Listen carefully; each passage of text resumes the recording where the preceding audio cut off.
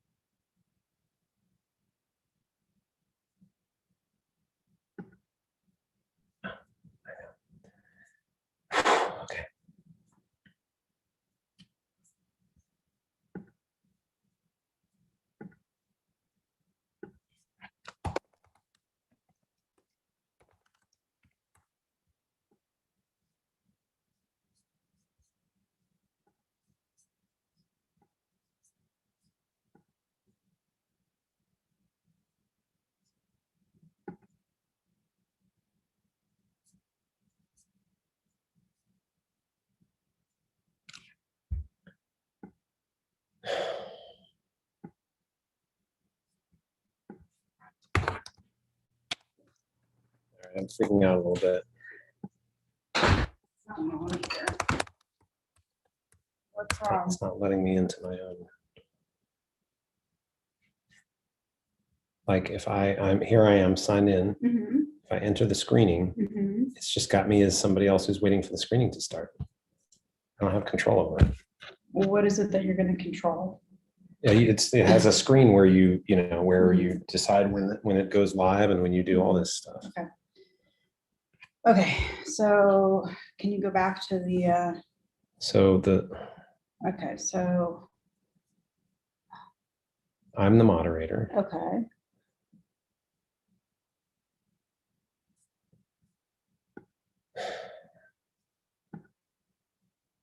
This is my login. Uh-huh. I had to change this. The event moderator's email. If you're please add your email. I am the event moderator.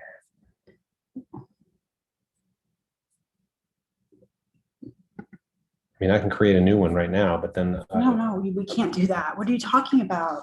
We have all these people, they I have it on know. their website. I know.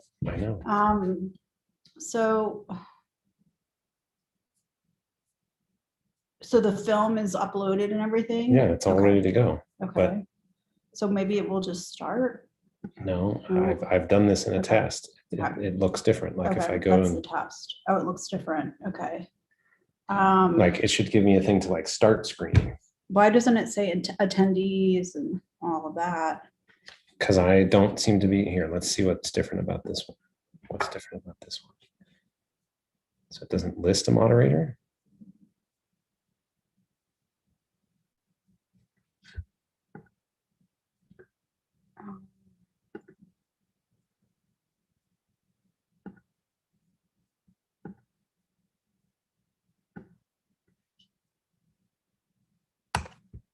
I'll delete this. Okay, it needs a moderator. This is the account.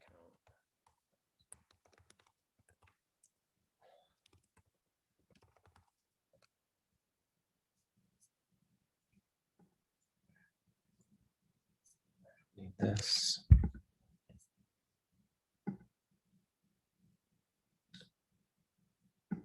You don't want to enter screening. Oh, here we go. Here we go. Good. Begin screening. Okay. This is fine. Okay. Because this will get me in. About to start the screening. Okay. It's fine. No, but nobody's, Okay, start the screening. Okay, good. Okay. So now I'm gonna. Do you want to do a test where you play it and I make sure it's Here, working? I'll hang on. Just. But I can go to my. I know. Just stay there for a second. And get rid of everything except for.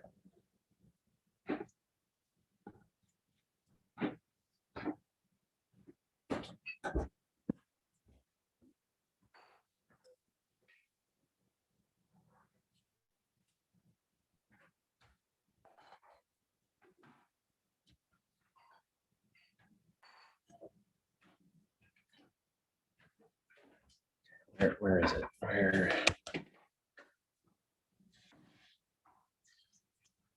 Oh, is this it? Okay, this is it.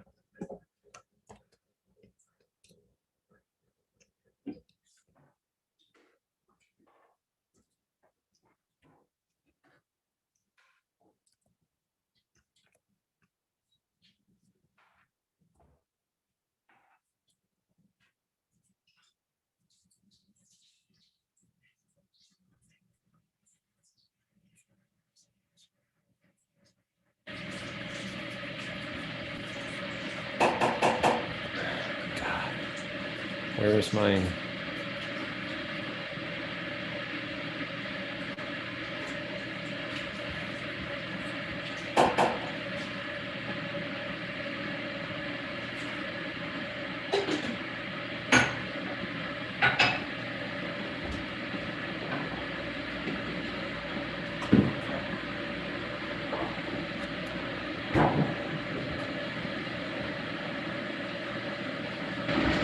Okay.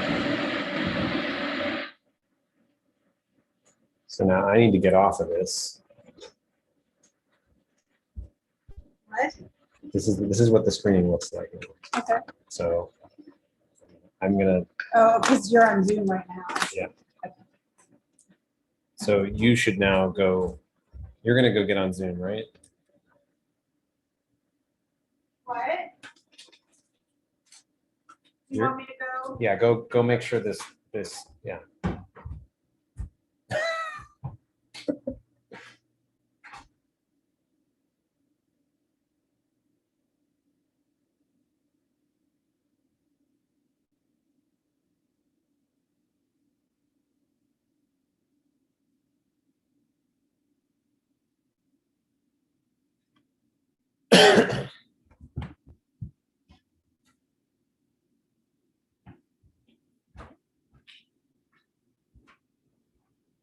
Yeah.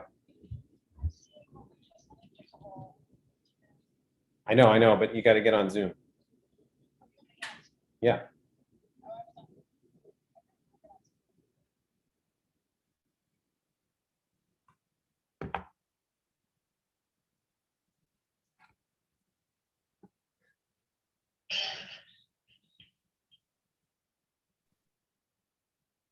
Okay. And now if I go over to OV, you're gonna see us here for. I know, but you got to get on Zoom. Yeah. There's just too much of this weird like delay.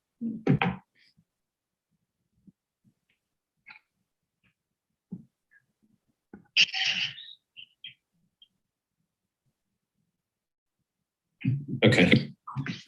Now if I go over to OV, you're gonna see. I don't want to be on this too long because I don't want anyone to see me, Jacob. So can I get off? You still there? Jacob? Jacob, can you hear me? Jacob, can you hear me? Oh my God.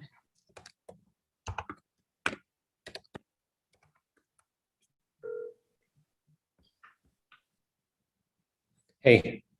Jacob, I'm talking and you can't hear me on Zoom. Oh, that's because I have the audio turned off.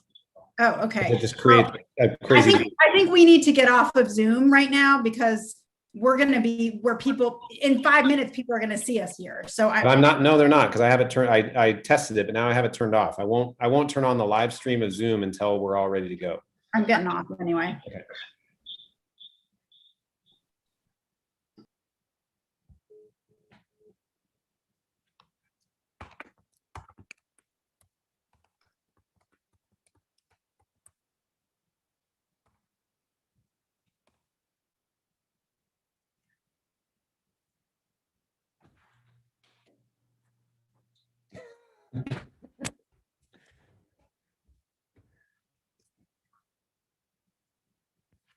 I'm just waiting for this guy, Tony. Right.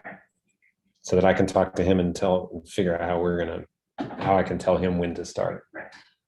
You should get on in a minute now. And I've got it paused over here. So you're in Zoom waiting for him, right? Yep. Okay. Now I can turn on my volume because I can talk to him and figure out how I can tell him when to start. Right.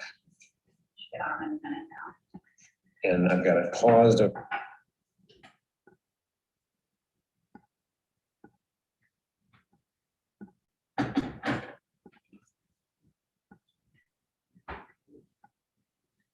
Jesus. Okay, this is the right one. Let me get rid of these other ones.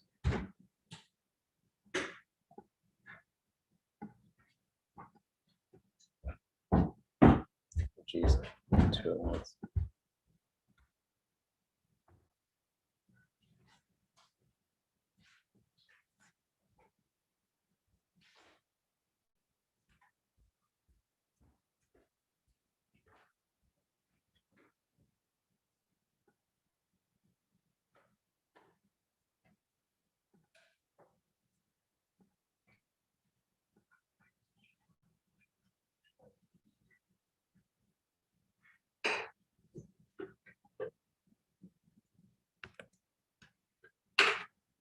Here he is.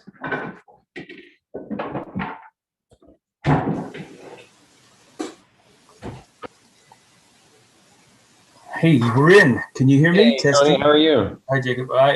I'm a little stressed just because we've been having trouble. I haven't been in the office a lot, and so we haven't. Hi, how are you doing? Good. So I'm glad I'm in. Are you going to talk me through opening this stuff up? Okay. Yeah. I'm with you.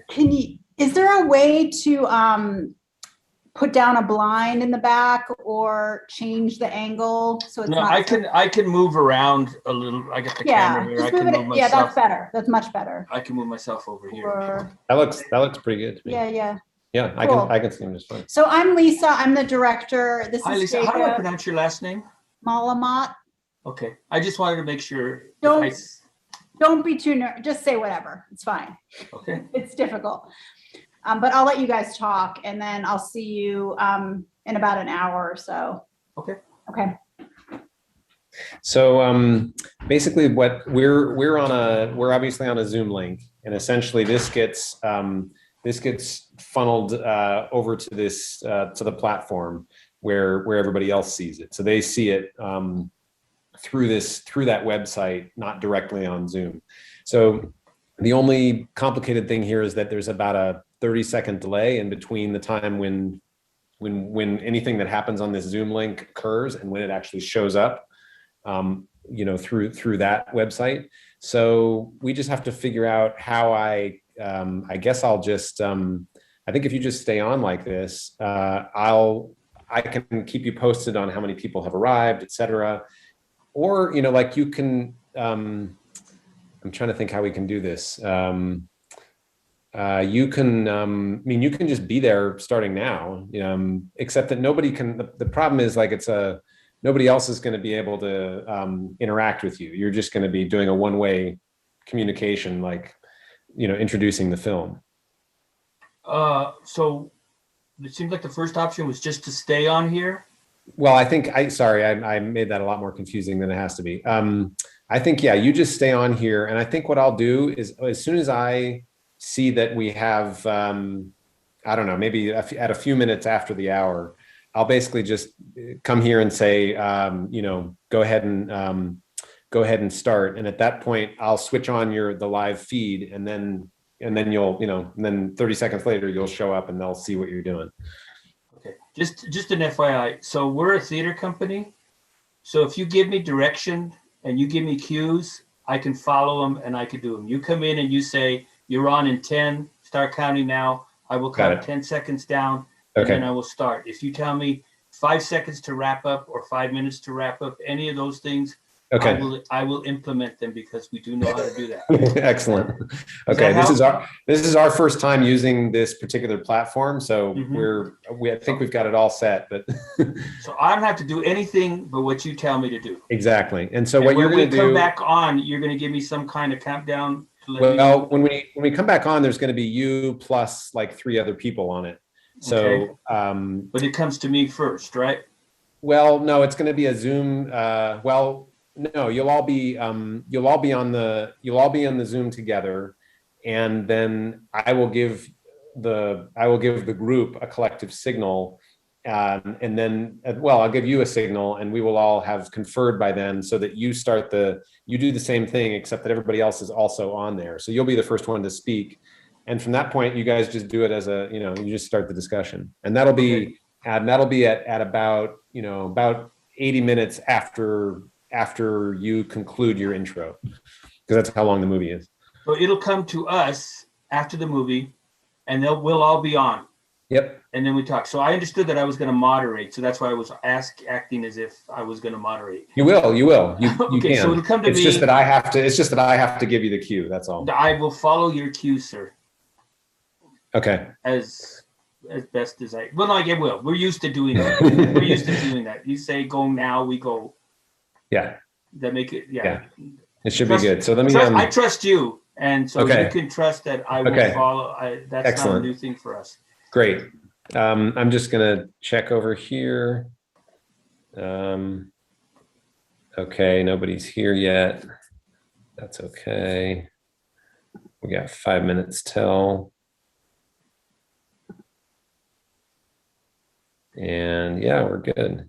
Okay, I do have a student that I gave this link to, and because he wants to be part of the Plática. So at some point, will people, how will we get questions for the Plática or that conversation for the Plática? It's gonna be through the it's gonna be through a text chat.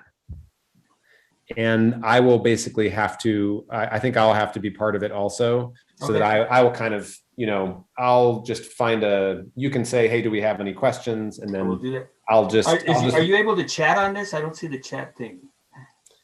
There we go. Oh, there it is. If you give me the notes in the chat, I'll follow them. Oh, exactly. Yeah, right. Okay, so I'll just, the way we've been doing it, so we have people on our team that have been kind of doing that and guiding me through this. So my student will come on, I will guide him in and out of the conversation. So he won't interrupt, and they're required to ask a question. So that might happen. So you can guide me through the chat. I will follow it. I'll basically, I'm sort of switching back and forth between what they're seeing and what we're doing. Okay. So, we have looks like we have a second person here. So, yep, just hang tight. I'm gonna go away for a couple minutes. I'll be right back. Jacob.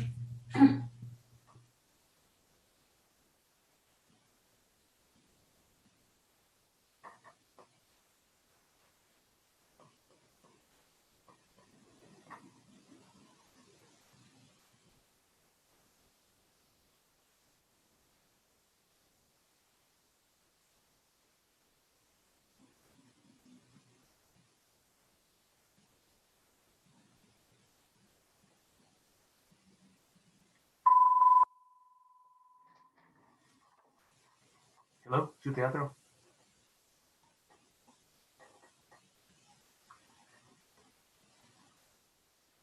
No, you should have gotten an email from the website. I mean, from when you signed on, and it has the link and it has the password.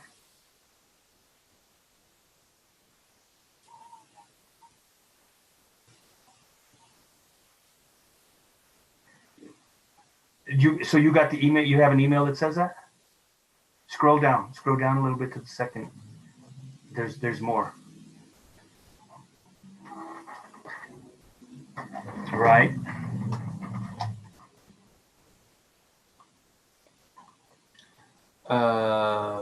Just a second. I'm gonna pull up mine.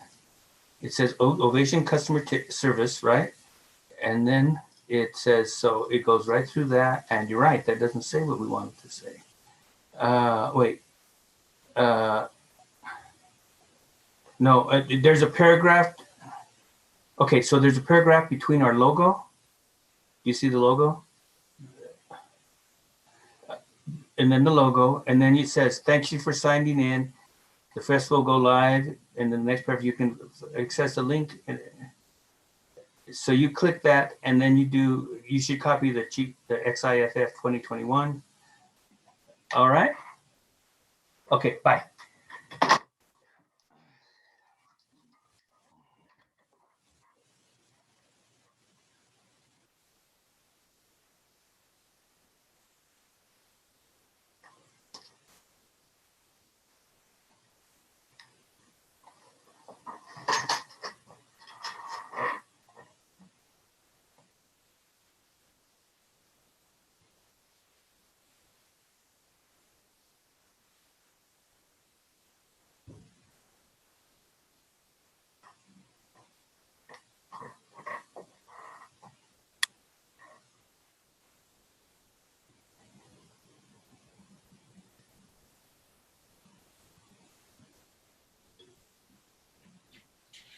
Okay, so we've got 3 people in the audience right now. We'll wait a few more minutes. I just got a call from somebody who was trying to get on too. So at least 4.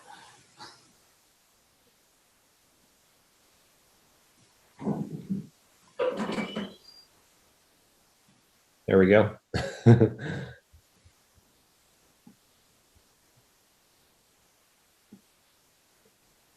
There's 5.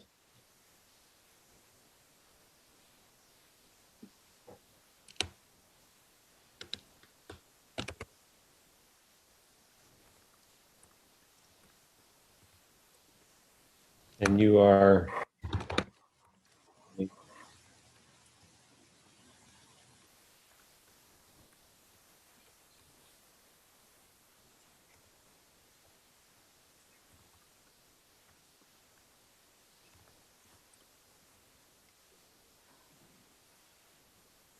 Okay, there's 7 people so far. I just put a thing in the chat. We're happy to have you here. Tony Garcia will be on in just a few minutes to introduce the film.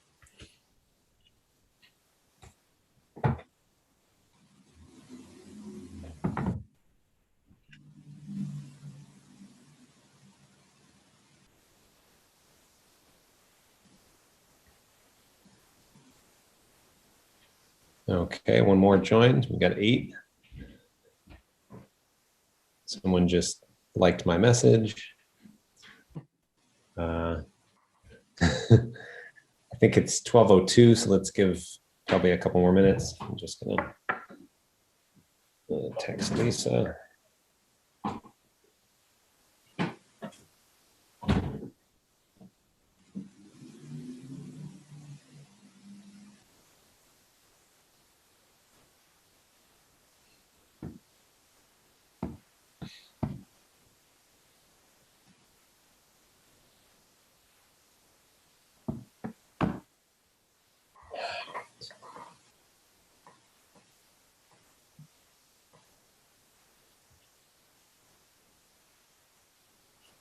Okay, so Lisa says wait till 12:05.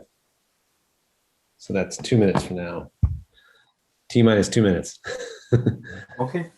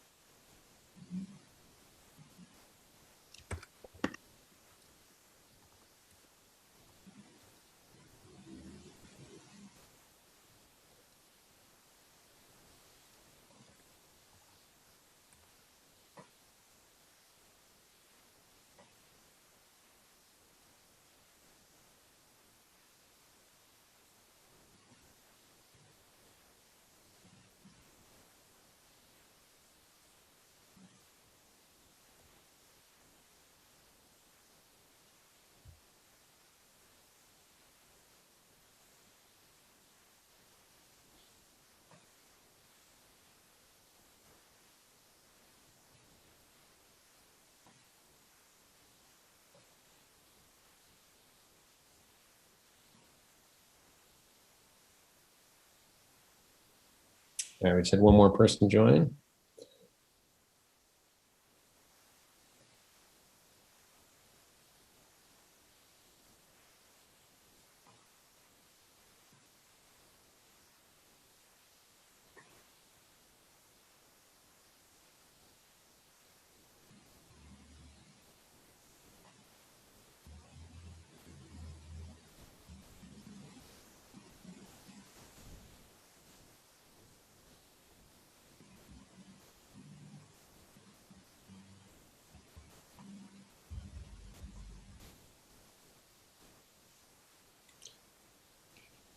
Okay, so I'm gonna, as soon as you see me, my picture go away, then just then give yourself 10 seconds and then start. Okay. So I'm about to turn off my picture. When that happens, just Give me a half second. I realized Okay. I have I can let my shade down. Okay.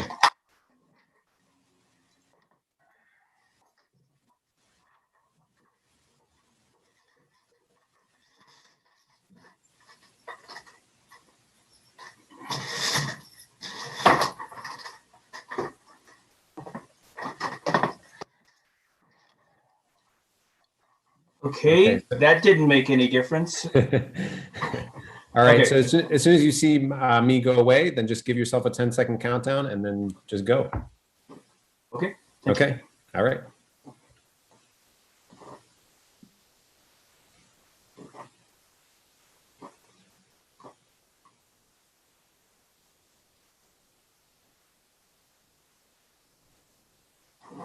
Hola y buenas tardes. My name is Tony Garcia. I'm the Executive Artistic Director at Su Teatro. I want to welcome you and thank you for attending this screening of Missing in Brooks County. We're very excited about this film. Welcome to the Chican Indie Film Festival. That is a Chicano Independent Filmmakers Festival. It's a festival now in its 23rd year. We've been having a great festival with a lot of great screenings here. And this show in particular, this film in particular, we're very excited about. I want to invite you afterwards that we will be having a plática with filmmakers and participants in the film in this this very timely story. And so I also want to remind you that next week the festival will continue with screenings. We do have another screening this afternoon, so this is a great time to binge watch at Su Teatro. And I would like to ask you to hang around for the plática afterwards, but for right now, let us transfer over so that we could start viewing Missing in Brooks County. Thank you.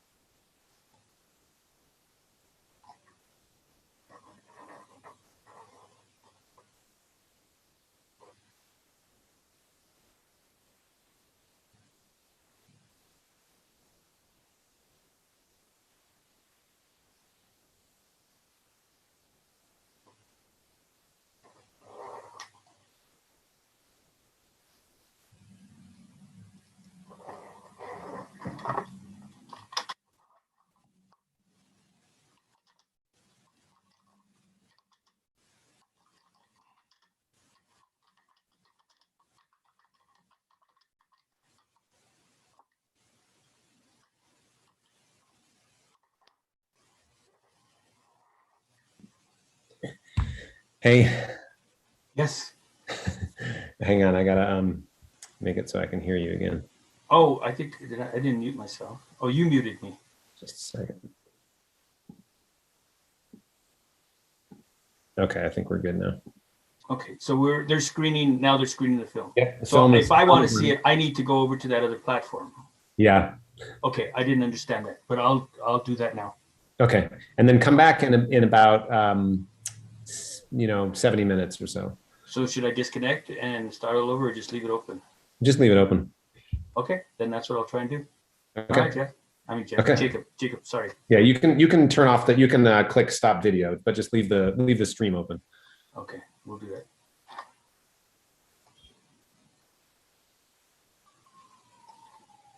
And you're gonna mute me, right? Okay. Yeah, nothing's coming across the. Yeah. Okay, good.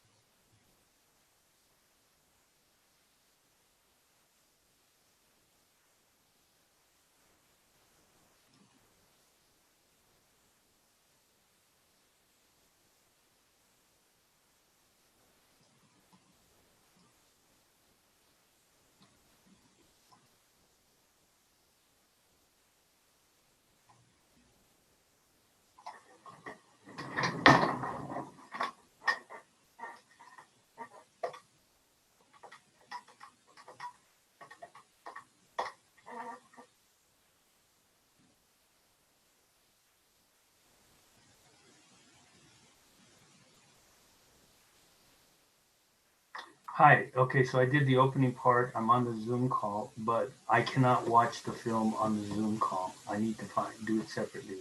I've clicked on that. I've gotten into that page, but what's missing in Brooks County is not on our page.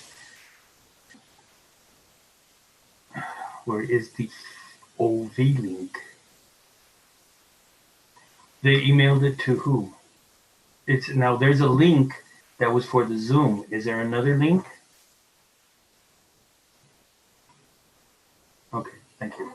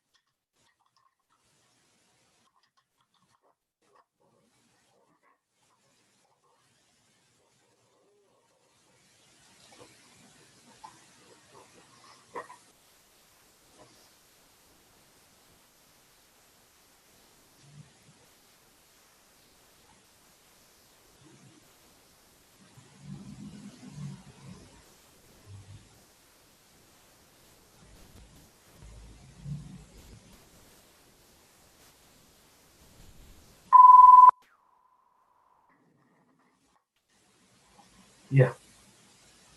Hello? We got.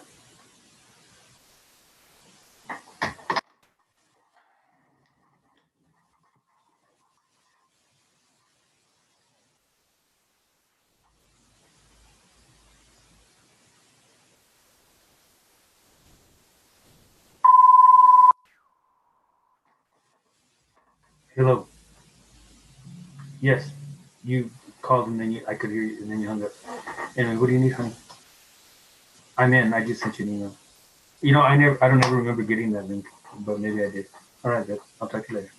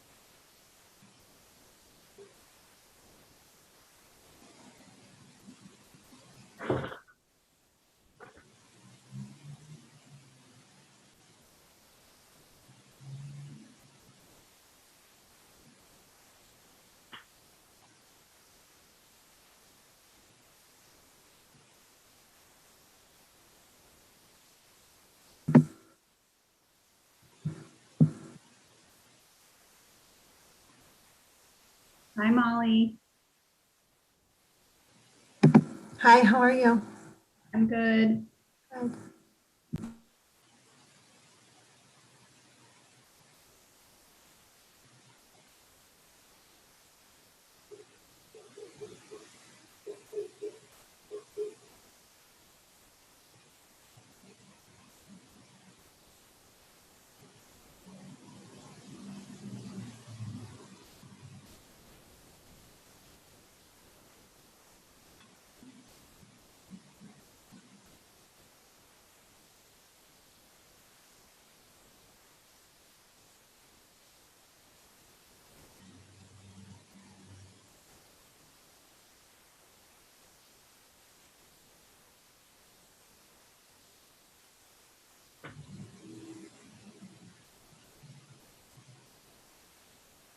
So I think we're just waiting for Eddie at this point. Yeah, as soon as he gets here, I'll tell you guys the drill. Okay, well, he knows. I'll text him if he doesn't get on in a couple of minutes. Yeah, I mean, we have a good 20 minutes before, Yeah. more than 20 minutes before we're gonna go on. Hi, Tony. Hi, I'm just checking out I haven't seen it, so I'm just checking out the movie. You can just tell me when you want me to come over. It'll be, yeah, in about 15 minutes or so.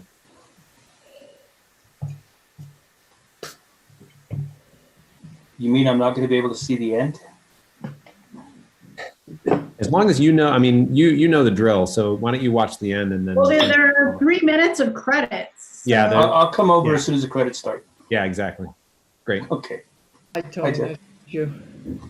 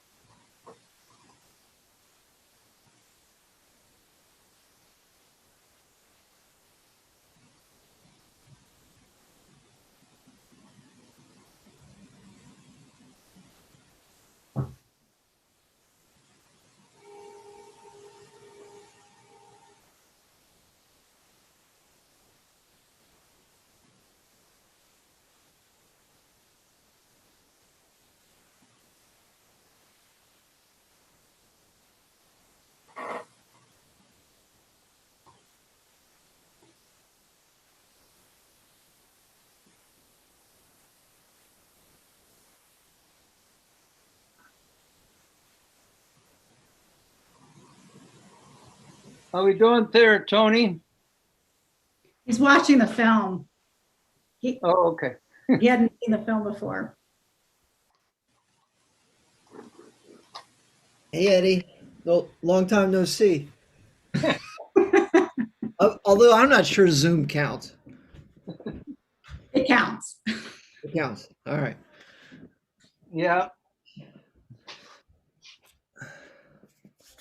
Just got in, and we got volunteers going out there right now. Oh, good. Do you?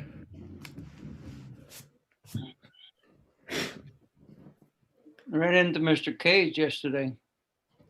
Does he know about the film? So you're just going to ask the same. No, you know what?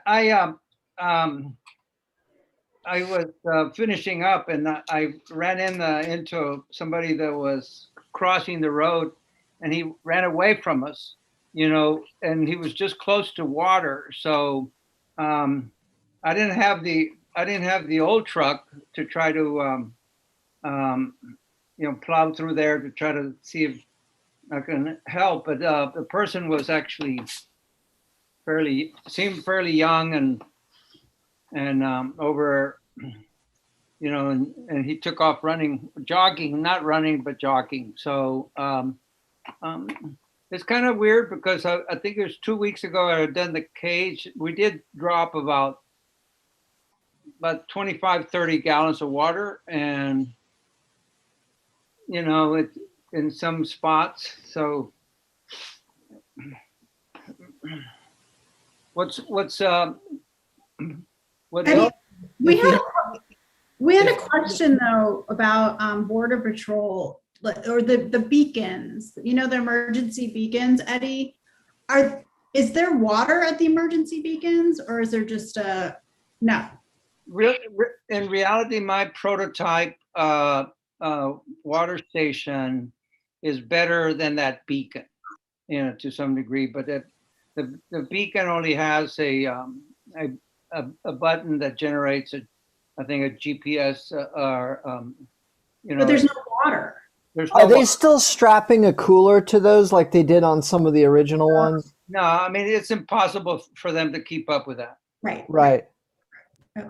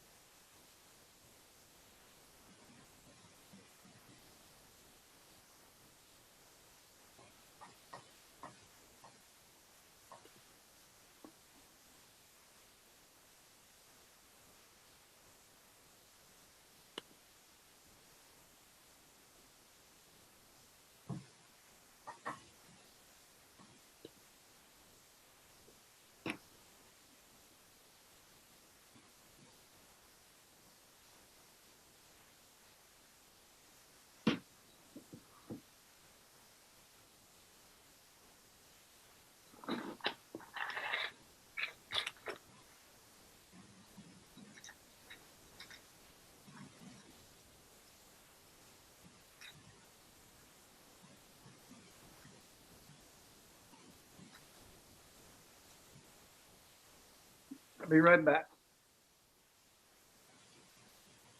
You're good.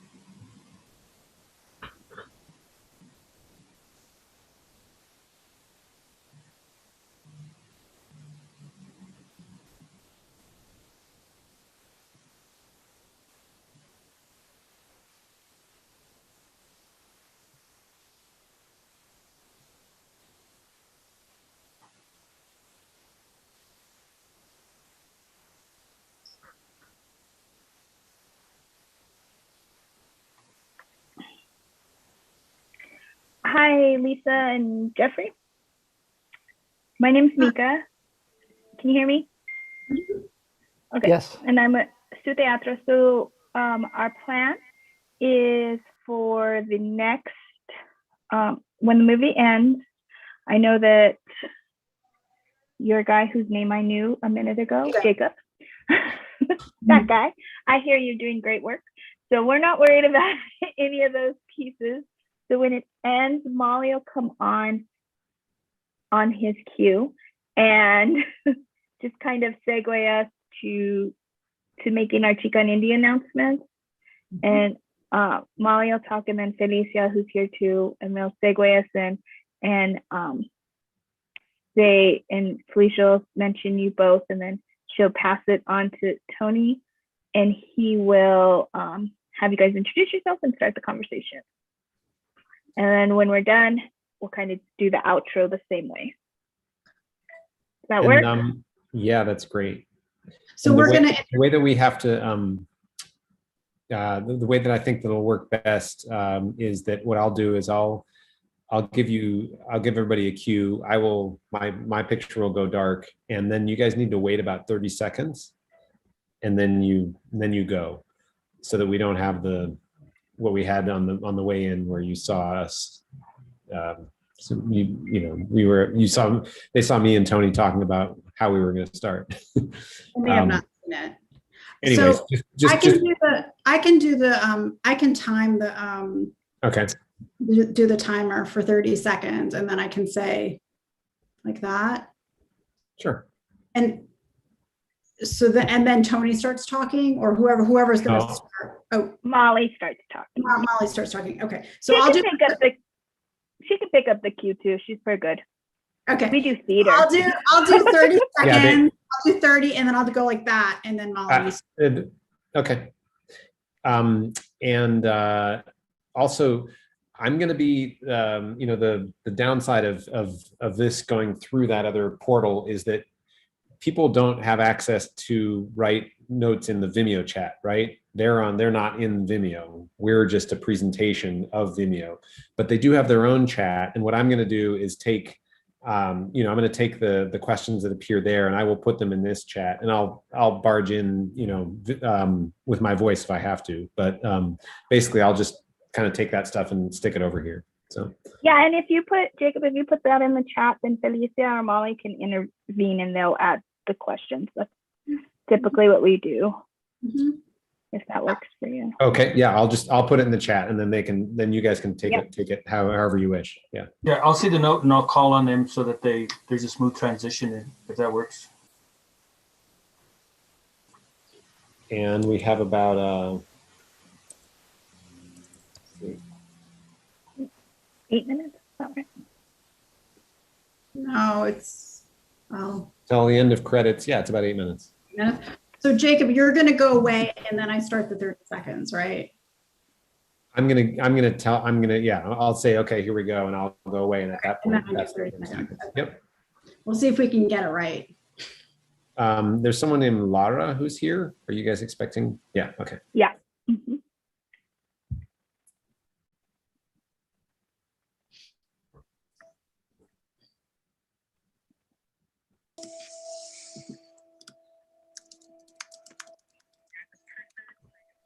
There's a person inside every one of these boxes.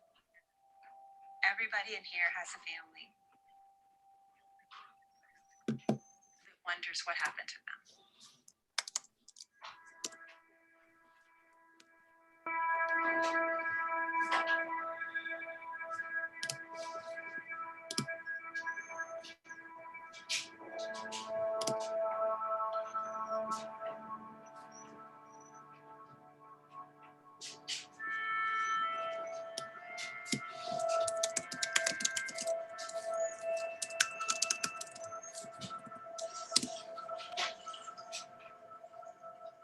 We found some remains when we were doing our search, but it's not Homero.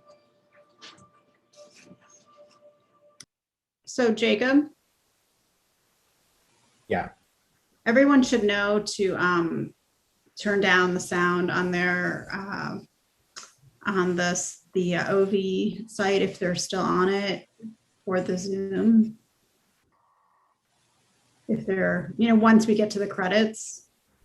True. Yes. I was gonna just shut off that when Yeah. I try, and I'm okay, right? You're not hearing my sounds? Mm-mm, Correct. you're good.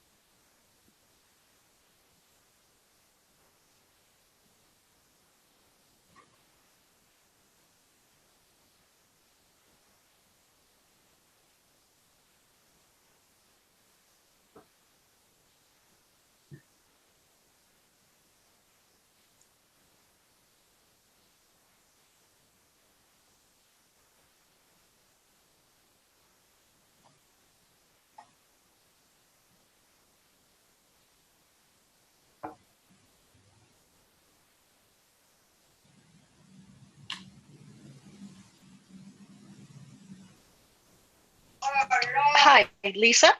Mhm, Felicia here. I just wanted to check on your last name, Mullama. perfect. Okay, all right. Just wanted to make sure I got that right. And Jeffrey Bemis, correct? Yes. Okay, Thank you. cool. I just want to make sure I got him right. Just wanted.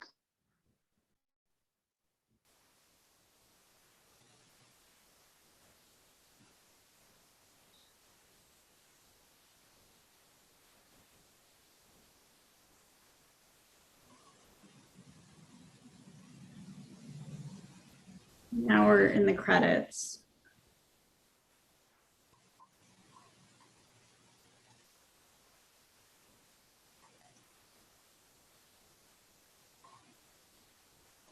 Okay, so we're about 2 minutes away from 2 minutes or so away from our cue.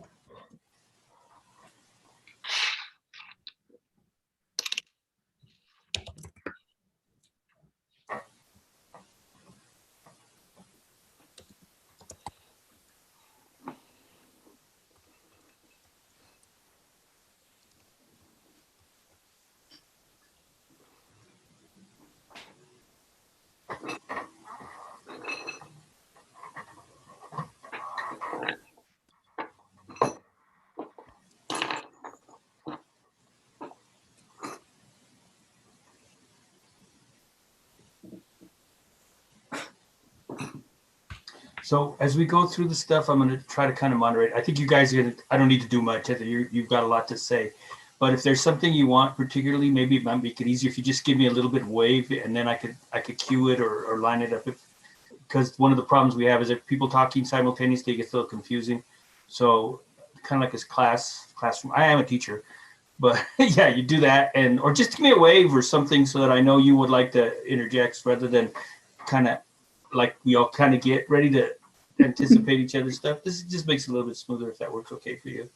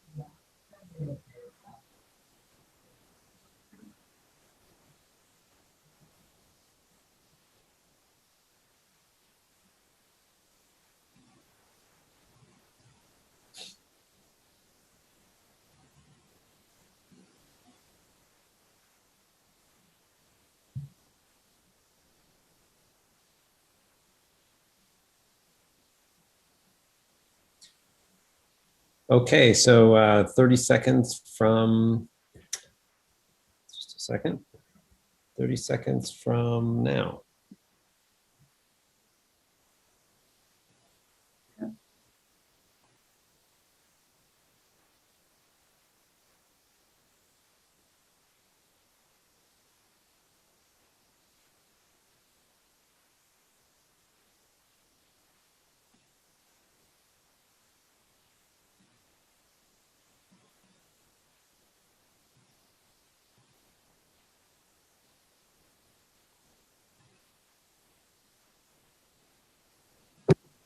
Good afternoon, and thank you so much for joining us on day 4 of the Chicken Indie Film Fest 23rd annual. I real quick want to thank our Chicken Indie collaborators, KUVO 89.3 FM, Rocky Mountain PBS, Consulate General of Mexico, and Media Arts Santa Ana. I want to remind you about our summer internship. If you have a high school student who is interested in a fast-paced yet fun and eventful summer experience, then look no further than Su Teatro's summer internship. Applications are open now until April 18th, so don't miss out. Head over to www.suteatro.org where you can find your application and turn that in. And while you're there, if you haven't registered for your festival pass just yet, you can do that there as well. Also, my name is Molly Gallegos. This is the 23rd annual Chicken Indie Film Fest. We are here with the filmmakers of Missing in Brooks County for a Q&A, and now I'm going to pass it over to Felicia Gallegos Perez. Thank you. Thank you, everyone. Thank you, Molly. Like she said, I am Felicia Gallegos Perez, and welcome to Chicken Indie 23, our Plática. I want to remind you that we have ongoing programming with Su Teatro, so we have a couple of announcements of that. Do you love homemade tortillas fresh off the comal? Wish you knew how to make them? Well, now's your chance. Su Teatro's Cultural Preservation Series will present a tortilla making class from the comfort of your own cocina. Sunday, May 16th at 11 a.m. You will be able to sign up and get more details on this event coming up soon at our website at www.suteatro.org. Artists of Color Summit kicks off next Friday, April 16th at 1 p.m. This is in conjunction with our 7th ever Word Fest. We will begin at 1 p.m. with a Film Production Academy workshop given by our partners Media Arts Santa Ana. This year's festival will feature new work in progress by Artistic Director Anthony J. Garcia, The Sun Serpent by Jose Cruz Gonzalez, and some other very exciting events. So we hope you're able to join us for those. You can check back at www.suteatro.org for all of the information, because April is festival month at Su Teatro.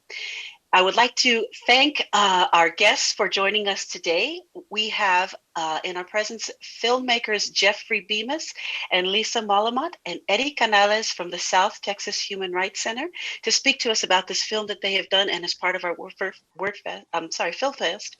And so now I would like to hand it over to our Executive Artistic Director, Anthony J. Garcia, who will facilitate this discussion. Thank you very much for joining us. Thank you, Felicia. And thank you, everybody, for joining us.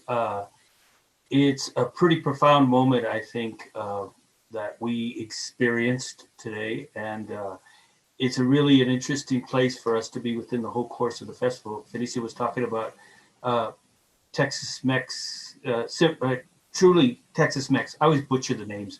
And there was a lot of discussion about food with a lot of talking about our history and the indigenous roots and colonization, and just so many of these things that our community deals with they seem very broad, but they really stem from a lot of the same roots. So I want to compliment you. I was going to say congratulate you, but I think there's a lot of profoundness to the work that you do, and I think there's a lot of passion involved in it. If we could start a conversation, and this is a plática, so it's not like I ask you a question, you have to do it. If you guys feel there's a need, you want to go someplace and you want to take it away. And I think there's a lot of people want to hear from you about this piece. So maybe the first thing off the top is to kind of introduce yourself and just talk to you where you came from and how you got to this place. And then we can go from there if that works okay. Let me ask Lisa first, since you're the top of my pictures here. Great. So I'm Lisa Malamont, and I'm the co-director and one of the producers of the film. And I'll let Jeff introduce himself and Eddie introduce himself, and then we can talk a little bit about how we got started with this project. Excellent, Jeff. I'm Jeff Bemis, and I'm a co-director of the film with Lisa. And I've never heard of you before. Actually, Eddie and I go back when we were both teenagers, Eddie Canales and I, and it's good to see you, brother. You're on mute, so can you give us, just check in a little bit for us, please? Thank you, Tony, for really screening the film. I wanted to make sure that you had the opportunity to see what was going on down here in South Texas.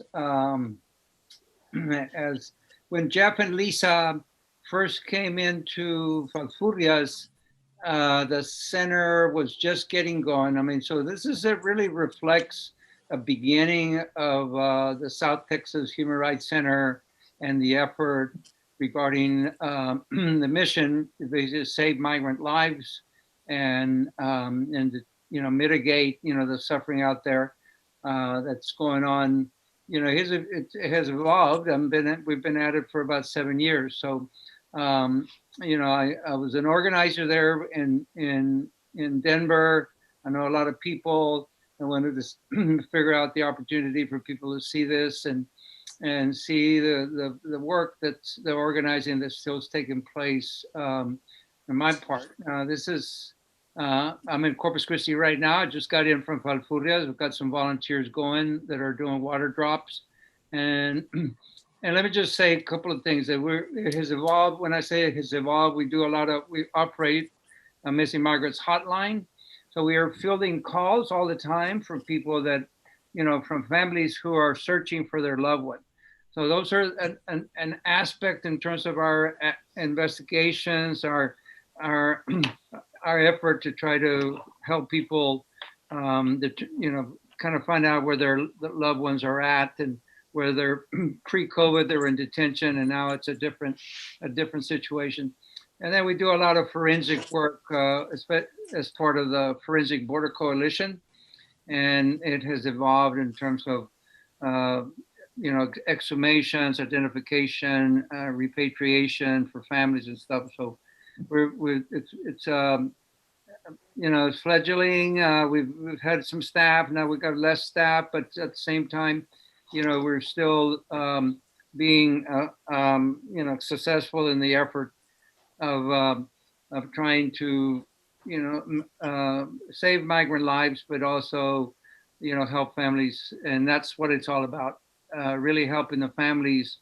We get calls from all over Central America and all over the United States. And then, of course, don't forget that the policies have to change, because right now policies, the detention prevention of through deterrence is causing the death. So it's death by policy, extrajudicial deaths occurring in the border. So I think the film does capitalize, the stories of families and what we go through on a regular basis down here in South Texas. And Lisa, thank you. Oh, I'm sorry. Sorry, Eddie. No. I just want to thank you again and su Teatro for taking the time to screen the film. Well, thank you. Lisa, I was going to ask you, Eddie said you came to him. How did you two come to him? Had you been going to other people before that? So maybe talk a little bit about the journey that led you to this story. So I'm going to let Jeff start, and then I'll pick up where he leaves off. Well, so actually what got Lisa and I making this film was an episode of StoryCorps, that amazing little documentary series on NPR. There was a story about a forensic scientist at Baylor University, Lori Baker, who was doing some exhumations in South Texas. And Lisa and I were both just really moved by the story. Lisa's lived in Mexico. My sister-in-law is from Mexico, and we reached out to Lori, and she invited us out to Texas, and she took us down to this place called Falfurrias, and Lisa can tell you the rest. Yeah, so that was my first time ever in the state of Texas. So when she told us she was bringing us to Brooks County, I had no idea where she was bringing us. So we drove down to Brooks County. And as soon as we got there, Jeff and I asked Lori, can you take us to the border? We want to see the border. And she said, well, we're nowhere near the border. We're 70 miles north of the border. And so that was our first kind of like, this is strange. People are dying and we're not even at the border. And, Eddie was one of the first people we met. We met, of course, the sheriff of Brooks County, and we met Eddie on that trip. And at that point, we sort of knew, okay, the story had shifted from a story about a forensic scientist to a story about what's going on in Brooks County. Within a couple of days, we knew, okay, this is the story we want to tell. So we went back to Brooks County about 15 times over the course of, I think it was like 4 years. And we met the Romans, and maybe Jeff wants to talk a little bit about how we met the Romans, because it was kind of interesting how we connected with them. Yeah, early in the filming, we had put up just a little website with what we thought was a temporary title at the time, Missing in Brooks County. But at that moment, Michelle Chinos and Omar Roman, the brother and sister-in-law of the missing person, Omar Roman in the film, they were searching for information about him, and they were using those search terms, missing in Brooks County, and our little website popped up. So we connected on the phone, and then I think it was just a few days later, because we had a trip planned, we sat down together for coffee in Texas, and Lisa and I proposed participating in the film, and they went off and had a little family meeting, and they came back and very courageously said yes, that they wanted Omaro's story to be a part of the film. This is not the first film that you've done, right? This is not is this your maiden voyage into doing this work? Can you talk a little bit, just to connect us for it, about some of the other projects that you kind of worked and how this thematically fits in with what you've done before? How it fits in thematically. Well, recently I've been doing a number of stories on immigration and immigrant groups. I live in Tucson, and I work at the University of Arizona, and I've been very connected with the immigration law clinic here at the university, and telling stories of that the law clinic is working on. So one is about an asylum seeker, and another is about some undocumented women cleaners who were experiencing wage theft by their employer. So, since I've been in Tucson, those have been the stories that I've been telling. And so this fits in that sense. But as Jeff mentioned, I lived in Mexico for a while. I worked on a project there. And I've been in Tucson for about 7 years now. So that's my connection. Well, so you have experience with the border, and you have film experience with telling stories. I'm going to actually quickly move over to Felicia, because people are filling up, have questions already and conversations. So let me share that broader, and then we'll come back in. Yes, well, we have both 2 questions and 2 comments. So I'll start with the comments and then go ahead and pass the questions along to you. So the first comment we have is amazing film. Thank you, Eddie, for your profound work. A longtime fan, from Gabriela Flora. We also have thank you for this. It was an amazing film. It really made me feel connected too. So the first question that we have for the filmmakers is, how did you get the conservative ranchers to talk to you? And then I have a follow-up question for Eddie. Do you ever see the conservative ranchers change their perspective? What does that process look like? Let's start with the first one. How did you get that guy to start talking to you? Why would he let you into their houses and onto their ranches? And I see you also, I would add, the Border Patrol, how open it seems that they were too. So should we start with Lisa, since you're unmuted? Yeah, I mean, in terms of Mike Vickers, who is the rancher that's highlighted in our film, featured in our film, we began filming with him pretty early on, and he's a guy that has talked to many media outlets. He is not shy about his story perspective, and so when we reached out to him, he was yet another, we were yet another, you know, Forum. forum, right? For, you know, he didn't really understand what an independent documentary was, but he was willing to talk to us. And then we continued to go back to him, and we asked him many, many times, can we film the Texas Border Volunteers? And eventually he let us do that. But, you know, I think people who believe what they believe are very forthcoming about it. It wasn't difficult, basically, you know, to get him to talk. It's just, you know, he's a very busy man. That was the challenge. He's a veterinarian in the area, and he's hard to pin down sometimes. But other than that, he was willing to talk with us. And I don't know if Jeff has anything to add to that, but. I would offer an observation that it was an interesting contrast for me to see the compassion and the sensitivity that he had towards the animals, but it was very much absent when he was talking about human beings.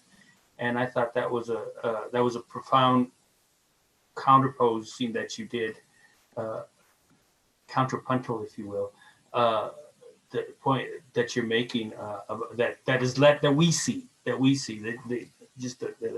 that mask, or that whole shell that they have around.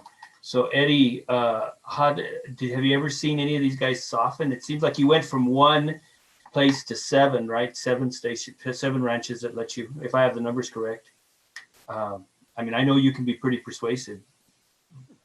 Well, again, when I first started there, I mean, there was a reflection of one of a previous person that was doing searches and rescues in California desert, Angeles del Desierto, Rafael Hernandez, making comments that there were over 300 calls in 2012 of people going missing, and our history reflects that. So going in, I mean, friends of mine in Houston reached out to me, said, "You're in South Texas, can you help out? You know the area," and you know, basically, when going into an area like that, Cole, I mean, we did a big rally at the county courthouse there with over 100 people. I brought in people from Corpus, Laredo, the Valley, and stuff, and because the protocols were not clear in terms of how they were handling, you know, the unidentified human remains. A couple of issues we're dealing with private ranches, and all private ranches, and then also the fact that they weren't taking the DNA before burying people. I went in and called all the churches, and then I was, you know, painfully attending Border Patrol meetings to meet ranchers, and extending my hand out and saying, "Hey, you know, or do you want to, you know, save lives? You know, we want to set up some water stations in some of these ranches." And right now, one of the major ranches where death occurs is the Cage Ranch, and I just saw him yesterday when I was in there. I've got 25 water stations in that ranch, and that person can be conservative, and I believe he is, but he's also humanitarian. And you know, we've nobody, as Lisa said, nobody wants to see death occur. You know, I mean, there was some raunchiness to attending some of the racism, attending some of these Border Patrol meetings, but you know, and all in large, the community has been very receptive and very you know, supportive of the initiative of trying to save lives and help people, you know, help the families. So are you really connected to all the smugglers and the drug dealers and everything that they accuse you of? Yeah, Tony, you know that I was there in Denver, you know. I thought it's a fair question. He asked it. Well, you know, it's like, Eddie, this is you know, I know you're connected to a lot of people. It's funny because I was just thinking about, you know, Vickers is an offshoot of the Minutemen. And I recall doing a picket line in, you know, as you know, Tony, I did a lot of picket lines in Denver, and I was surrounded one time by Minutemen because they thought I was using undocumented workers to do the picketing. And so you kind of, Mr. Mike Vickers is Texas Border Volunteers, is, you know, the sovereignty, you know, type of guys that want to protect the border, you know, and it is, you know, again, we're dealing with a lot of different aspects of border policy and the militarization of the checkpoints. That epitomizes, you know, the militarization, you know, of what's going on. But Texas is unique in itself. You know, when you have, you know, you have the National Guard, you have the you know, the state legislature, state governor sending down state troopers, and then you have you know, you have laws, the Texas Rangers, and you have laws that that allow, you know, local police to enforce immigration laws. So it is the it does, when it comes to immigration, it is a police state in that regard. So you know, and that's the environment that we live in. So in South Texas, my great grandparents and my grandparents and my parents were born right there in Stark County. It's a little community that's right there on the river, and so it's, you know, the borderlands has a different tone in terms of a lifestyle, in terms of the way people are living right now. Okay, Felicia has a bunch of questions and a bunch of comments here, so I'm going to jump over to that real quickly.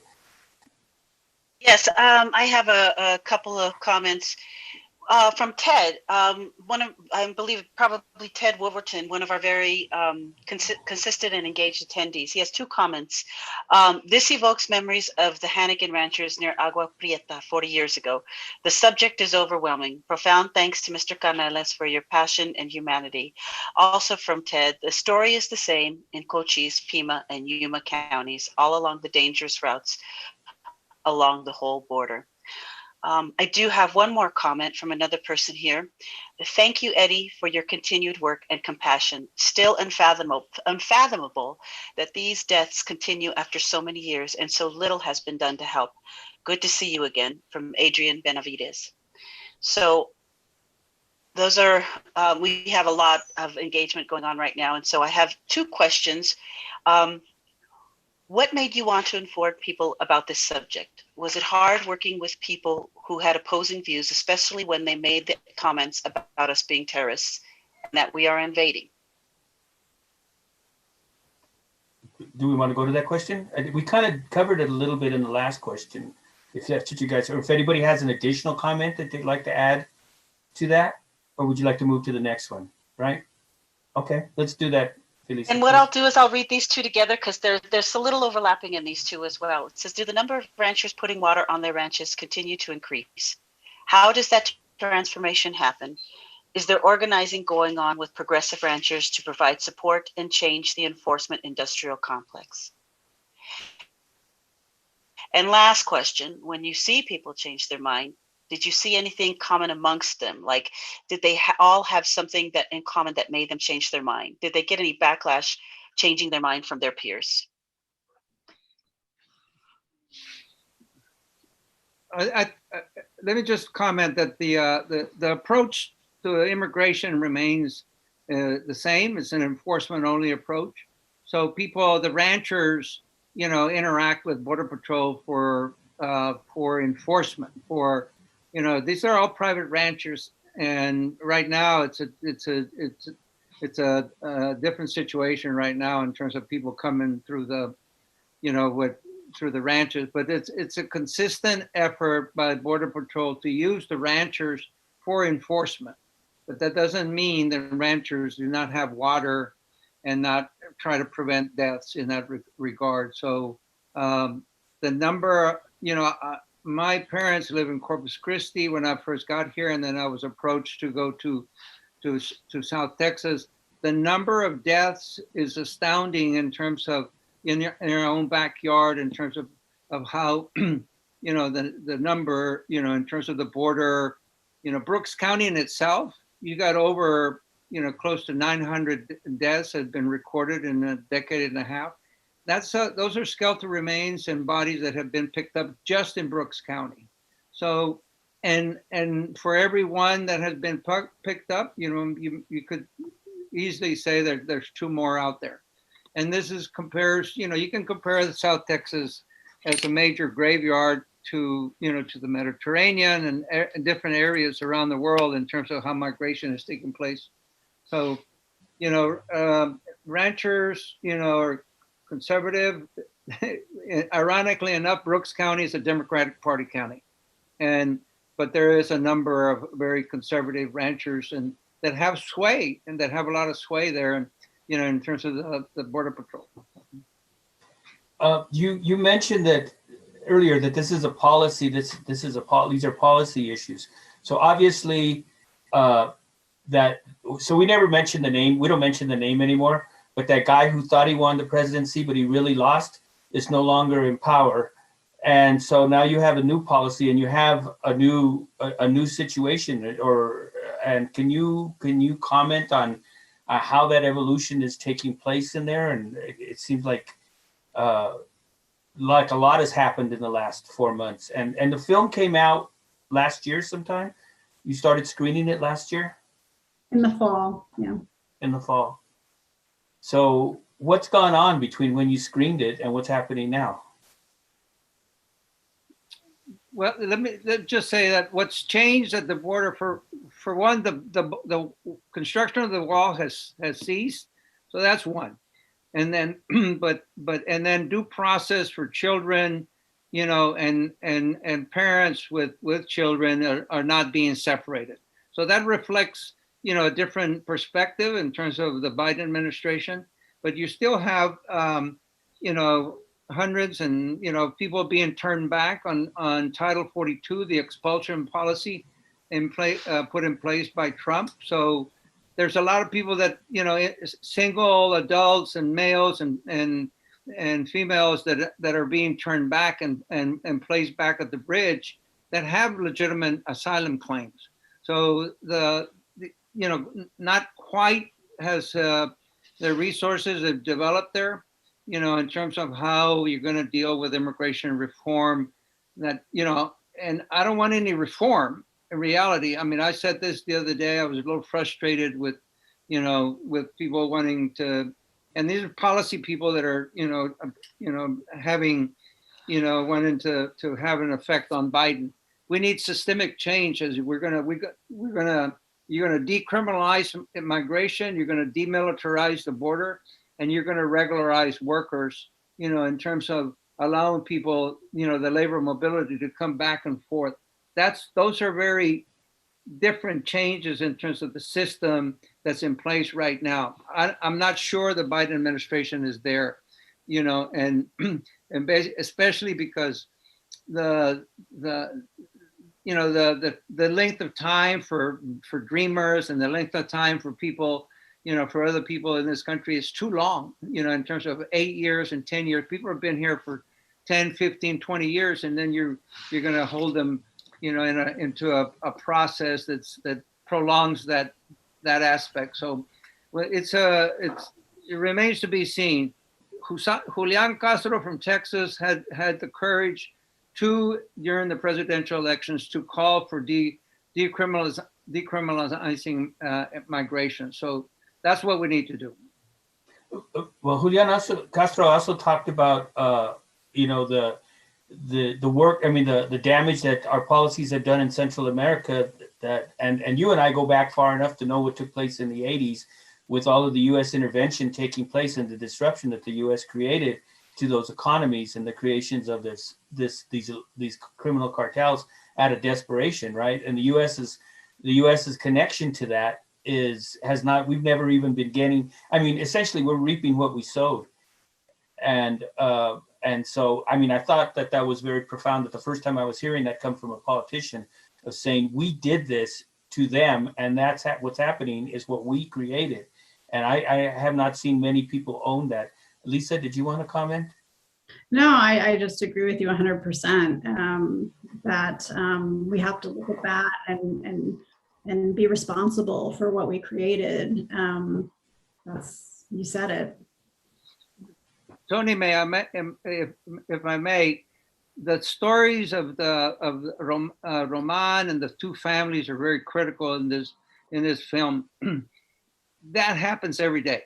There's tragedies every day, and people are missing, their brother, their sister, their husband, their father, and everything. So to capture that and to humanize that, I think, and talking in terms of changing policies, we have to look at that in terms of there shouldn't be collateral to a policy that causing death. So I think what Jeff and Lisa did in terms of capturing the two stories, Jeff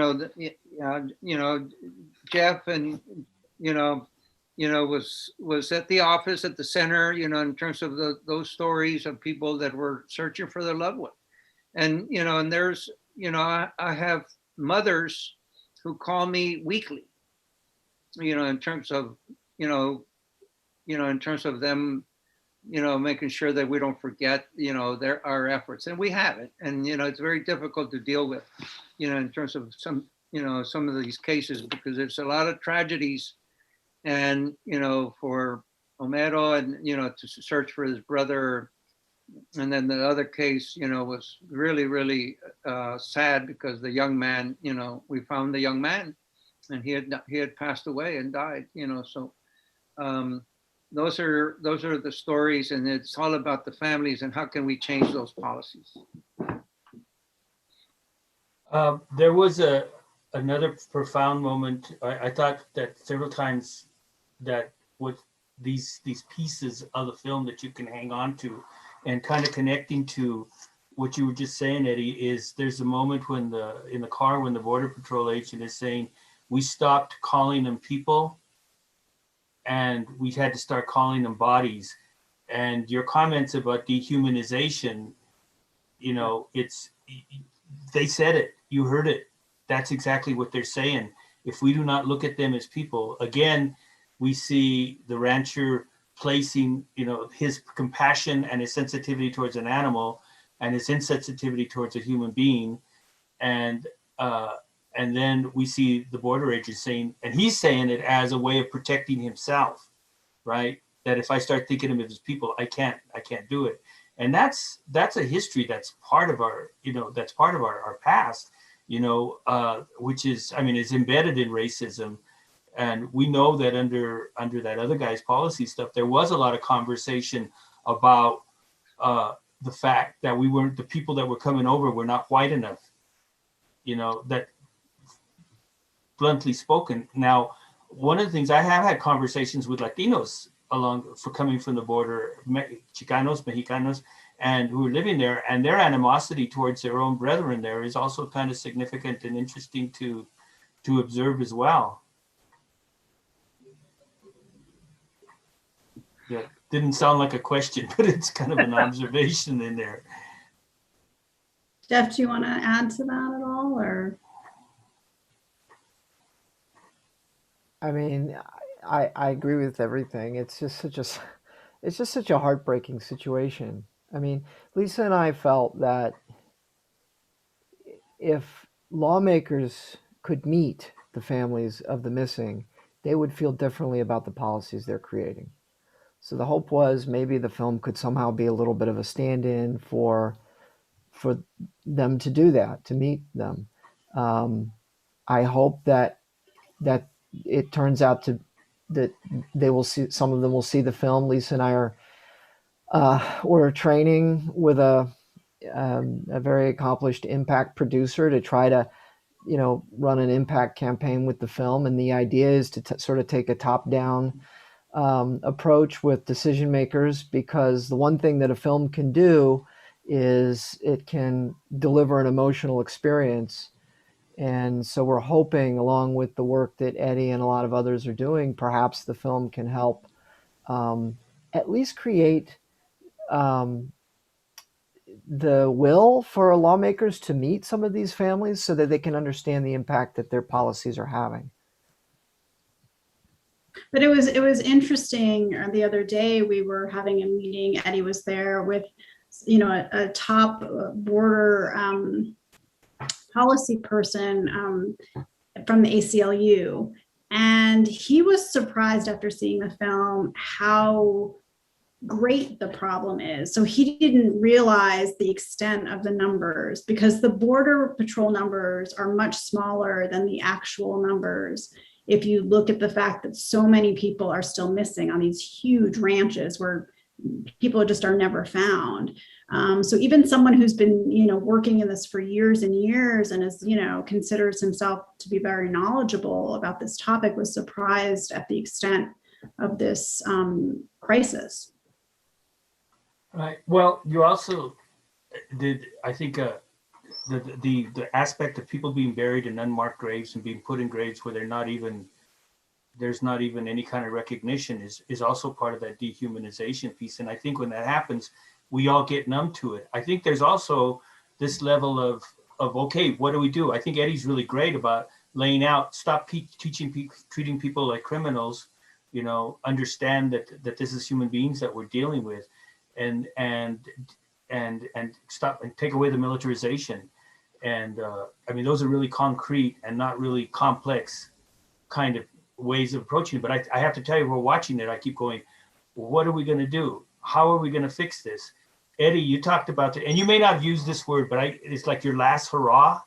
And it's like, if this is the case, you got a long hurrah in front of you, because it's like you didn't take on a little, an organizing effort in a factory. You took on a national policy here.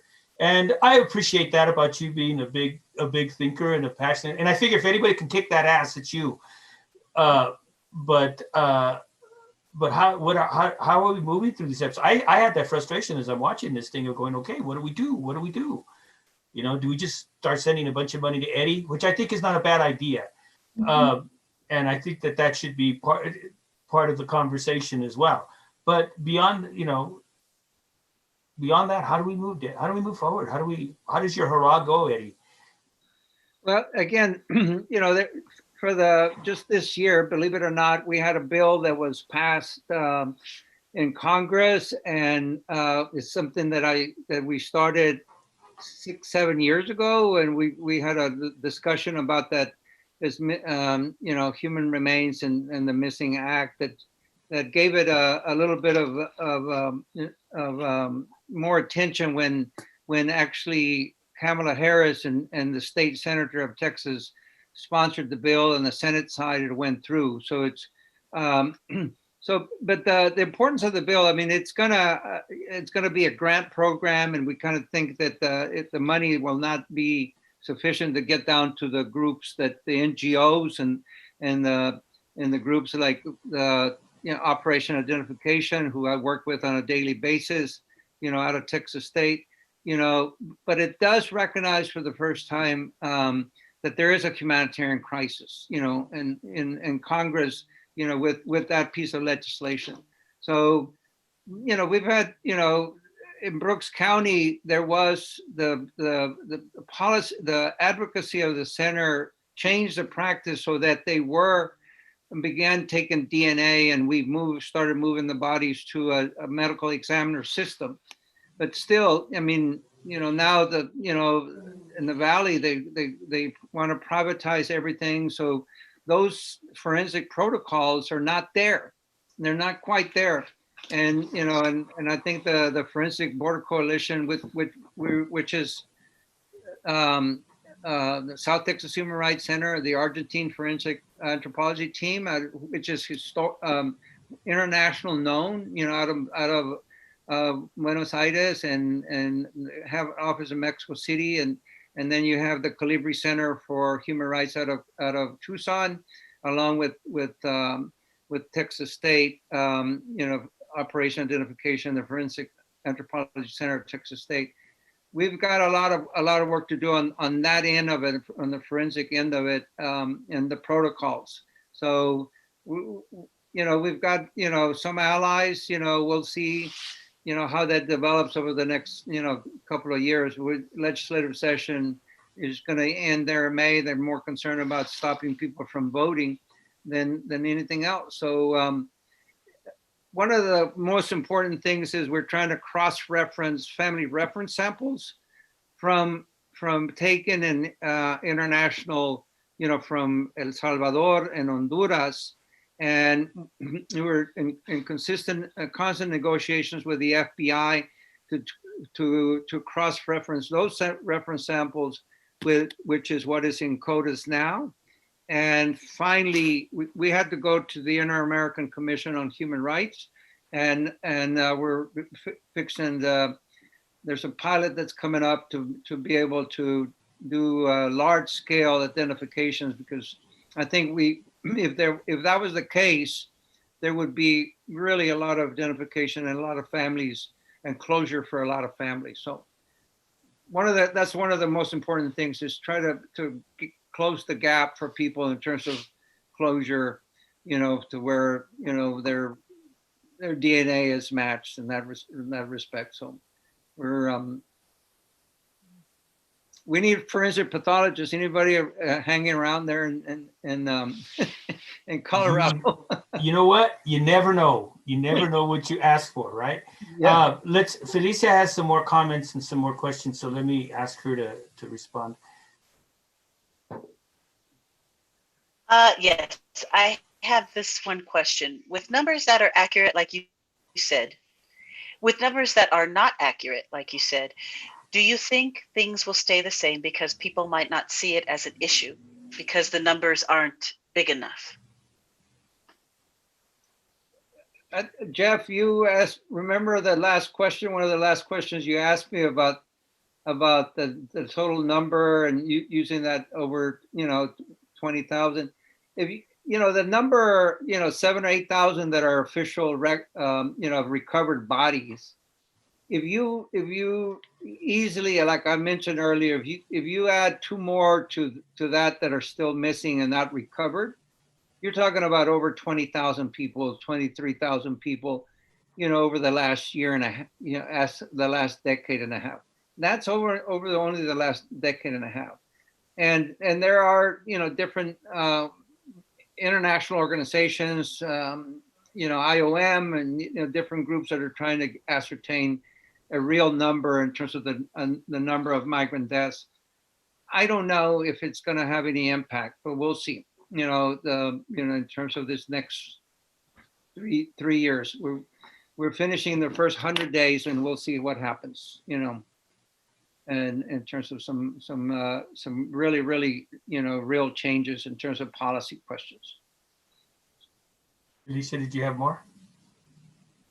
No. Well, I mean, that's one of our hopes for the film, is that, we do, Jeff obviously talked to Eddie about the numbers. I talked to a few people. Jeff talked to a few more people. We did some reading, trying to get the numbers, because yes, we all know there are about 8,000 remains found, but then there are so many more people that were not found. We wanted to try to give some accurate number in the film so people could understand, which comes sort of at the beginning of the film, but we give that 20,000 death number. So yeah, that's not a small number. So I mean, that again, like with the film, we're hoping, that people who are working on policy, elected officials, see the film and they understand the extent of this crisis. I mean, it shouldn't take 20,000, of course, but why not use that number if it's a real number, and get people to wake up to what's been going on for decades now. And just to add to that, this idea, about the number not being big enough that the questioner asked, Kate Spradley, who's in the film, she also likes to say that part of the problem is that, let's say this were something dramatic, like a war zone or a genocide, there would be a lot of attention and money would flow toward the problem. But, migration, it's by its nature, it's sort of quiet and it's sort of invisible. People walk into the desert and they're never seen again. And what's more, Mother Nature cleans up the evidence. So I think her frustration, Kate's frustration, is that makes it very hard to create the sense of urgency that would then create the political will to address this, both in terms of saving lives and also with her work, which is, the exhumations and the identifications. And I mean, she said literally, the FBI could decide tomorrow to flip a switch and accept these family reference samples from outside the United States. And just like overnight, they would make potentially dozens or even hundreds of identifications. They just don't have the political will. Well, I wanted to offer that, that to just so what you guys are presenting sounds like an issue that's so far away from us in many ways. You know, it's the border is over there. So Denver, unless you believe the last guy who was president for a while, thinking that Colorado was a border state, that really for a lot of us, we you know, we have the repercussions, or we think it's that we're hearing an issue that's separate. But Eric is one of my students, and he has a comment here that I'd like to share with you. He says, "Thank you for that answer. I appreciate you doing all this. I'm really interested in this subject because it's really affecting our community. I have a family member go missing, and I didn't even know about it until I brought it up with my grandma. She told me that we have had family go missing. So it's not that far away. It's really pretty much right at our front step, and it's our families and it's our community. I wanted to thank everybody for the time that you spent participating with us. I don't think this is the end of the relationship between Su Teatro and this film and this work. We look forward to doing more things with you. Eddie, you know you always have a home here. What's the 43 for? What's the what? You got the 43 in the back. Oh, that's the 43 students that were Oh, killed. okay. I'm sorry, I didn't mean to cut you off. Everybody doesn't know. The 43 students who were killed in Mexico. Excellent. Well, thank you all. Thank you, Lisa. Thank you, Jeff. Thank you. Hernan, it's always good to see you, brother. Felicia? Yes, thank you so much for joining us, Lisa, Jeff, and Eddie. We really appreciate all of the time and effort you put into the production, as well as coming here and answering questions of our community. We'd like to remind people to continue to come back this evening. 5:30 p.m. we will be having a Plática for Border South and Night Shift. You can gather all your information at www.suteatro.org if you haven't already signed up. Also, please remember to save the date for our virtual cooking class on May 16th at 11 a.m. And now I will hand it off to Molly Gallegos, who will be closing it out for us. Thank you. Bye-bye. Another reminder to go check out our application for the summer internship if you have or are a high school student who is looking for a job in a fun arts environment. And then one more time to thank our Chicanindi collaborators, KUVO 89.3 FM, Rocky Mountain PBS, the Consulate General of Mexico, and Media Arts Santa Ana. We'll see you in a little bit. Thank you. Have a great night.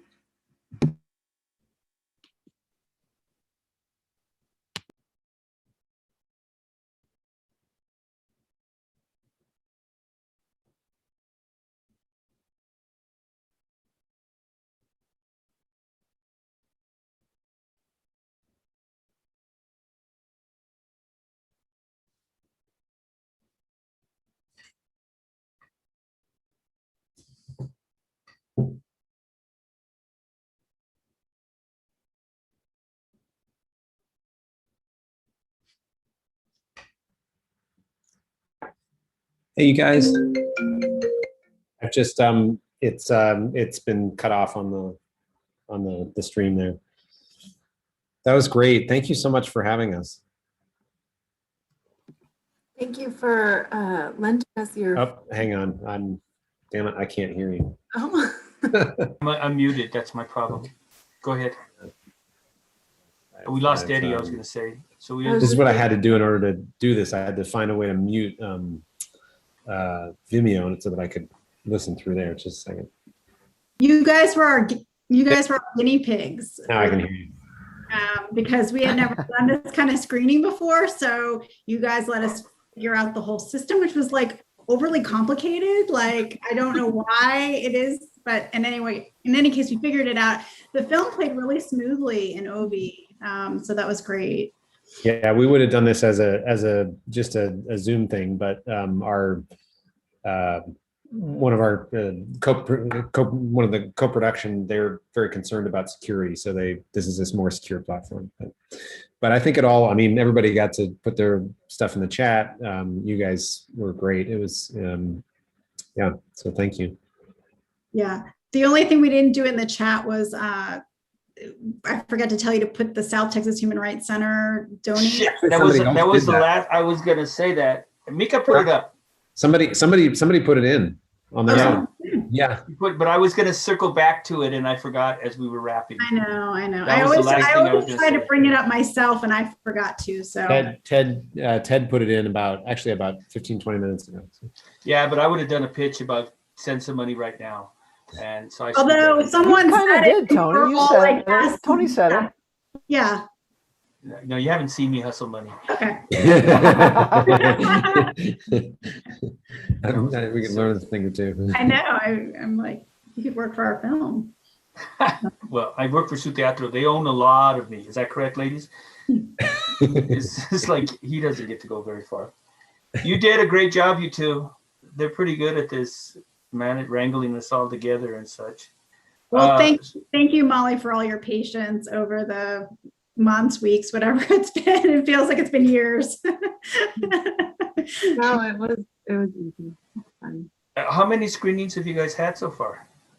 That's a good question. Probably 25 maybe by now. Is that about right? And they've all been virtual? Well, we did a drive-in screening in Texas. Okay. Which was pretty cool. Near San Marcos. Yeah. Have you screened in Brooks County yet? Not yet. We're gonna go probably at the end of summer or the fall and do a whole tour of Texas. And we'll do a bunch of screenings in South Texas. So it should be really great to do that. I was going to ask Eddie about it, whether he was getting any kind of harassment, because it seemed like, no? Not yet. I mean, I don't know. There's optimism. Yeah, I mean, I don't know. We'll see what happens. Hopefully we can be there to support him if any of that happens, but. Well, you hear the organizer coming out in him, understanding what his immediate objectives are, understanding how many things he has to take in order to get to that thing, to get to the next step, Yeah. Which is, you can hear it. You can hear it in that conversation. I'm not going to get lost in the weeds. I'm going to get him to the next place, and then we're going to get him to the next place, and then something big might happen, and we could take it. So I thought that was, and that's what I know Eddie at when he worked at SCIU here years ago, and he used to come to the Teatro and a lot. And I don't know if you're familiar with what we did, a production called Enrique's Journey, which is based on a book written by a writer from the LA Times. She actually went down and rode the trains with the kids coming up from Honduras, and we did an adaptation of that story. Wow. And it was in the 90s that this happened, the early 90s, and here it is almost 30 years later. And that kid Enrique he's still in the country, but he's all messed up. And that's the other part of the story, is all the post-traumatic stuff. And that's something we're discussing in the arts a lot, about the effects of so much trauma. We got a project called Trauma v Drama, and it's really looking at so many issues that our communities deal with, or that we're portraying in the arts, and we don't even look at them in terms of the long-term traumatic effects that are happening when those people come in and surviving this, not surviving this, losing people, being in such, living in such uncertainty, and how that affects you. Really deep conversations. And you know what was interesting is, I didn't want to say anything during the Plática, but you mentioned the Border Patrol agent who was like protecting himself from the emotional. He told us when we weren't filming, because he didn't want it to be on camera, that he experienced a lot of PTSD from the recoveries and getting to know some of the people who are looking for their missing loved one. And, but he wouldn't talk about it on camera because he didn't want his bosses to see him. They would think he had some mental. He saw ghosts for months. They talked to him. Oh, wow. We're in an area that's not far from downtown, and we're dealing with a lot of homelessness in our and our one of the biggest concerns we have, aside from security stuff, is we had a fire. There was a little enclave, and they started a fire in the back, a big fire behind our building. But the other piece is that coming out of a building one night after a rehearsal and finding a body, that's, because we had some serious cold spells too, finding a body or finding somebody who just, and it's like, and we're not equipped to manage that. You know, I mean, we don't have any kind of skills. You know, we're damn artists. Come on. You know? And so I could see the parallels, and I could see the fear of a family going out there and saying, I don't want to go out to check on my cows, and then I find a body out there, you know. And but it's about human beings, and it's how do you balance those things and reprioritize, rethink ourselves. It's a lot. Well, I thank you very much for all your time. Very nice to meet you all. And Yeah, thank you all stay for in the screening. touch And and, yeah. Yes, Mika's popping in because she's moving us on to whatever we got to do next. So, Jacob, I told you you'd like her, man. She's a good taskmaster, right? Okay. Take care. All right. okay, Muchísimas take care, gracias, Luna. everybody. Bye-bye, everyone. Okay, bye-bye.